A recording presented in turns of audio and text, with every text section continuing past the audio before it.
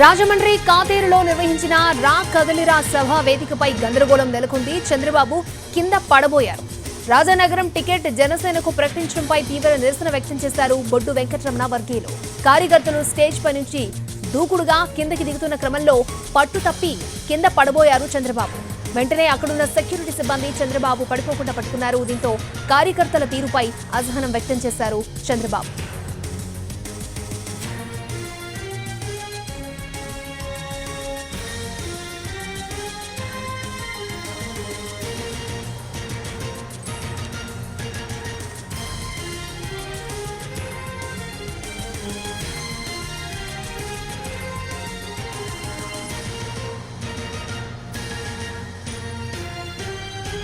రాజమండ్రి కాతేరులో నిర్వహించిన రా కదలిరా సభ వేదికపై గందరగోళం నెలకొంది. చంద్రబాబు కింద పడబోయారు.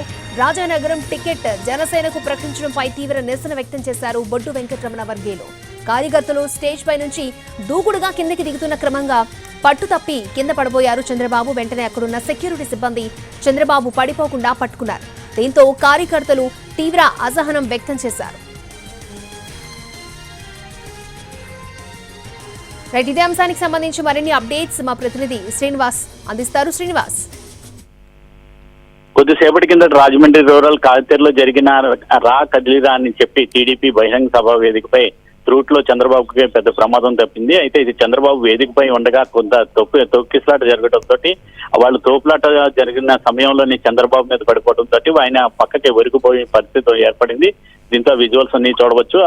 విజువల్స్ వెంటనే సెక్యూరిటీ సిబ్బంది వెంటనే అప్రమత్తం కావడంతో మళ్ళీ ఆయన పట్టుకుని పైకి తీయడం జరిగింది. అయితే ఈ ఘటన జరిగిన తర్వాత ఆయన మళ్ళీ తిరిగి సభా వేదిక మీద నుంచే మళ్ళీ ప్రసంగించి వాళ్ళందరినీ కూడా సంబోధించడం కూడా జరిగింది. అయితే ఈ రాజమండ్రి రూరల్ కాతేరులోని చంద్రబాబు నిర్వహించిన ఈ రా కదిలిరా ఈ సభలోని ఈ స్టేజ్ పైన ఈ గందరగోళం చోటు చేసుకున్నది. రాజమండ్రి టికెట్ జనసేనకు ప్రకటించడంపై తీవ్ర నిరసన వ్యక్తం చేసిన టీడీపీ నేత బొడ్డు వెంకటరామ చౌదరి వర్గీయులందరూ కూడా కార్యకర్తలంతా కూడా స్టేజ్ పై నుంచి కూడా దూకుడిగా కిందకు దిగడంతో కిందకు చంద్రబాబు ఆ సమయంలో కిందకు పడబోయారు. దీంతో మళ్ళీ కింద కూడా కొంతమంది ఇలా తోచుకుని రావడంతో కింద కూడా వాళ్ళందరినీ పక్కన నెట్టిన సమయంలోని గందరగోళం జరిగింది. కొంతమంది కార్యకర్తలను కూడా తోసివేసి నాయకులు వాళ్ళందరూ కూడా పక్కకు గంటి వేయడం జరిగింది. అయితే చంద్రబాబు పడకుండగానే వెంటనే సెక్యూరిటీ సిబ్బంది పట్టుకోవడంతో ఇక్కడ ప్రమాదం తప్పినట్టుగా చెప్పొచ్చు. కార్యకర్తలు తీరిపోయిన చంద్రబాబు కూడా అసహనం వ్యక్తం చేశారు. అయితే ఈ ఘటన పట్ల నాయకులు వెంటనే సెక్యూరిటీ సిబ్బంది పట్టుకోవడంతో ఏ విధమైన ప్రమాదం జరగబోవడంతో ఈ టీడీపీ నేతలందరూ కూడా ఊపిరి పీల్చుకోవడం జరిగింది. అంటే శ్రీనివాస్, రాజానగరం సీటు జనసేనకు కేటాయించడంపై అప్పుడు అసంతృప్తి వ్యక్తమైన ఆ వ్యవహారం సద్దుమణిగిందని నేతలు చెప్పారు కదా, మళ్ళీ దీన్ని ఎలా చూడాలంటారు? ఇక్కడ మట్టికి స్థానికంగా అయితే నేతల మట్టికి ఏ విధమైన సద్దు మనకలేదు. వివాదం కూడా ఎయిర్పోర్ట్ లోని చంద్రబాబు నాయుడు దిగినప్పుడు కూడా ఒక పక్కన టీడీపీ నాయకులందరూ కూడా ఒక పక్కన, జనసేన నాయకులందరూ కూడా ఒక పక్కన చేరి వాళ్ళ నాయకులకు వాళ్ళందరూ కూడా జేజేలు పలుకుతూ వాళ్ళందరూ కూడా నినాదాలు పలకడం జరిగింది. అక్కడ కూడా నాయకులు కూడా ఎవరైతే బొడ్డు వెంకటరమణ చౌదరి పోటీ చేస్తున్నాడో దాన్ని జిందాబాద్ అంటూ టీడీపీ నాయకులు చెప్తుంటే, అయితే యువతల పక్కన జనసేన జిందాబాద్ అంటూ కూడా జన సైనికులందరూ కూడా అటు నినాదాలు చేశారు. రెండు నినాదాలు కూడా చంద్రబాబు సమక్షంలో హోరెత్తడం జరిగింది. అయితే చంద్రబాబుకు పవన్ కళ్యాణ్ కు వేరువేరుగా వీళ్ళందరూ కూడా నినాదాలు చేయడం కూడా అక్కడ కూడా కాస్త గందరగోళం నెలకొన్నది. అయినప్పటికీ కూడా అక్కడ ఇరువురిని కూడా చంద్రబాబు సముదాయించి తర్వాత అక్కడ నుంచి బయలుదేరి రోడ్డు మార్గం ద్వారాగా ఈ సభా వేదిక చేరుకోవడం జరిగింది. సభా వేదిక పైన మళ్ళీ ఇదే పరిస్థితి. సభ మొత్తం ముగిసిన ప్రసంగం అంతా కూడా చంద్రబాబు ప్రసంగం ముగిసిన తర్వాత మళ్ళీ వాళ్ళందరూ కూడా దిగిపోయి వెళ్ళిపోతున్న సమయంలోనే చంద్రబాబు దగ్గర వీళ్ళందరూ కూడా టికెట్ ప్రస్తావన వెంకటరమణ వర్గీయులంతా కూడా టికెట్ ప్రస్తావన తీసుకురావడం జరిగింది.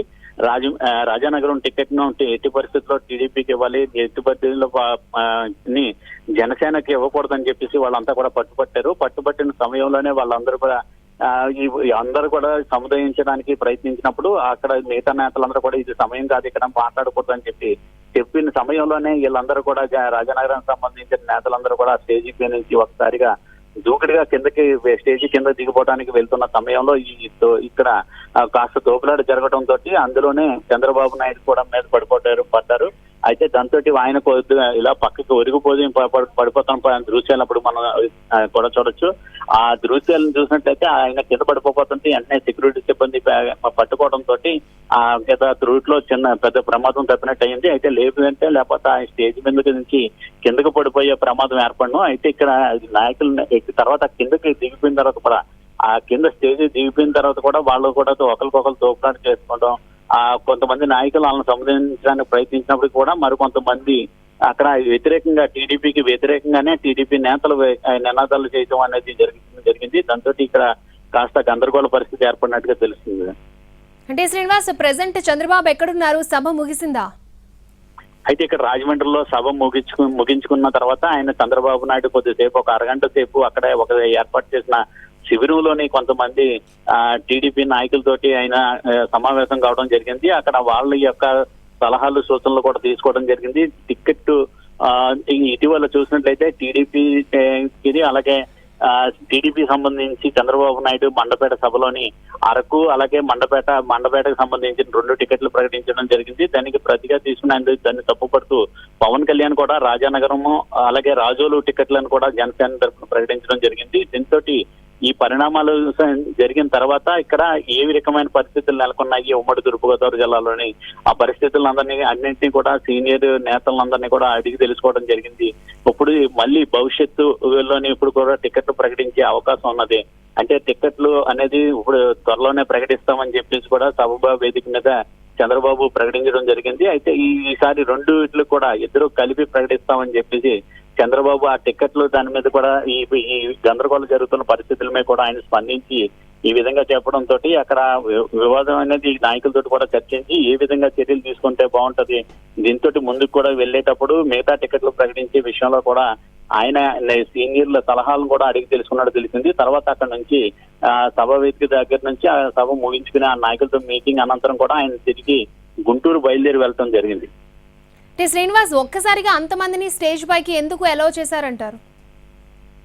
అంటే నాయకులందరూ కూడా అంటే స్టేజ్ కూడా ఏర్పాటు చేసింది కూడా చాలా చిన్న స్టేజీని అక్కడ ఏర్పాటు చేయడం జరిగింది.